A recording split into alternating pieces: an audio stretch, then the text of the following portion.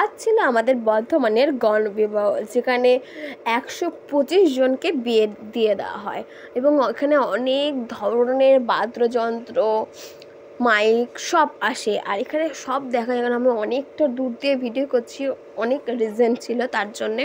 তো দেখো এখানে প্রচুর ধরনের, প্রচুর রকমের মানে বাজনা যাচ্ছে। বাজনাগুলো শুধুমাত্র আমাদের বর্ধমানের নয়, এটা বাইরের থেকেও আসে। তো সামনে সবাই দাঁড়িয়ে ছিল, তাই সে তো আমি পিছনে দাঁড়িয়ে ভিডিও করছিলাম, অনেক কিছু কারণ ছিল তাই।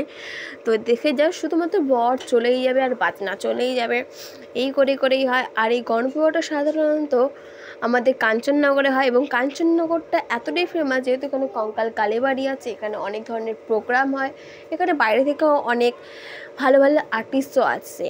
আর সেই দিন এসেছিলো আমাদের এই কাঞ্চননগরে অঙ্কুশ।